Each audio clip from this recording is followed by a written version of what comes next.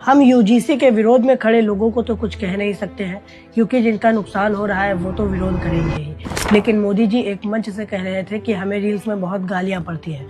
कोई ना मोदी जी, हम आ गए हैं तारीफ करने के लिए, क्योंकि आपने और आपकी सरकार ने इस बार काम ही तारीफ करने योग्य किया है। पहले तो मुझे लगता था कि सरकार इतनी नजदीकी से छात्रों की समस्याओं को देखती ही नहीं होगी। भला है कि सही समय पर आंखें खुल गई और यूजीसी के नए बदलाव ने मेरे इस भ्रम को तोड़ दिया। चाहे लोग जितना कहें कि अब कहाँ होता है एसटी, एससी, ओबीसी और मुस्लिम छात्रों के साथ रेसिज्म, अब तो रैगिंग भी बंद हो गई है। लेकिन ये कोई ग्राउंड रियलिटी नहीं है। मैं तो यूनिवर्सिटी और कॉलेज में जाकर छात्रों से मिलता रहता हूँ। छात्रों ने मुझे बताया कि रेसिज्म तो कॉलेज में एंट्री लेने से ही शुरू हो जाता है, जब वो एडमिशन का फॉर्म जमा करते हैं। कुछ दलित छात्र तो बड़ी मुश्किल से माता पिता के अथक प्रयासों से आरक्षण का सहारा लेकर कॉलेज में एंट्री तो ले लेते हैं, लेकिन सवाल उसके बाद शुरू होते हैं कि किससे दोस्ती करें, कौन से टीचर ठीक है और कहां पर चुप रहना है ताकि निशाना न बने। फिर भी छात्र निशाना बनते हैं अपने नाम और सरनेम की वजह से। यूनिवर्सिटी ग्रांट्स कमीशन यूजीसी का डाटा बताता है कि 2019 से 2024 तक 704 यूनिवर्सिटी के 1553 कॉलेज में कुल 1160 जातिगत भेदभाव की शिकायतें दर्ज हुई हैं।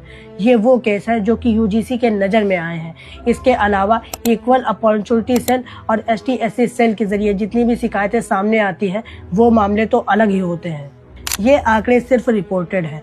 असल में प्रभावित छात्रों की संख्या इससे कहीं ज्यादा है। कई छात्र तो डर, शर्म और आत्मविश्वास की कमी से शिकायत नहीं करते हैं और कई मामलों में छात्र आत्महत्या तक कर लेते हैं। तभी तो हमें कभी रोहित वेमुला, तो कभी दर्शन सोलंकी, तो कभी पायल ताड़वी, तो कभी आयुष आसना, तो कभी अनिल कुमार जैसे नाम सुनाई देते हैं। ये मैंने वो नाम लिए हैं जिन्होंने जातिगत भेदभाव के चलते आत्महत्या कर ली है। मार्च 2025 में शिवम सोनकर, जो कि बनारस हिंदू यूनिवर्सिटी बीएचयू के एक एससी दलित छात्र हैं, जो कि पीएचडी में एडमिशन लेने के लिए संघर्ष कर रहे हैं। शिवम ने वाइस चांसलर के आवास के सामने 14 से 15 दिनों तक रोते हुए धरना प्रदर्शन किया था। ये 13 जनवरी 2026 को विश्वविद्यालय अनुदान आयोग यूजीसी की नई गाइडलाइन, जो कि समय समय पर स्थिति के अनुसार बदलती रहती है, इस बार यूजीसी का बदलाव इसका एक बड़ा लक्ष्य है। कुल मिलाकर भेदभाव को खत्म करना है, खासकर जाति आधारित भेदभाव को रोकना है। इसके अलावा और भी कई बदलाव हुए हैं। मैं तो छात्र नेताओं से कहूंगा कि इस बदलाव का समर्थन करो और इसे अच्छे से कॉलेजेस में इम्प्लीमेंट कराओ, ताकि आपके भी सर से थोड़ा सा बोझ कम हो जाए और छात्र भी जातिगत भेदभाव के डर से दूर हटकर पढ़ाई पर फोकस कर सके।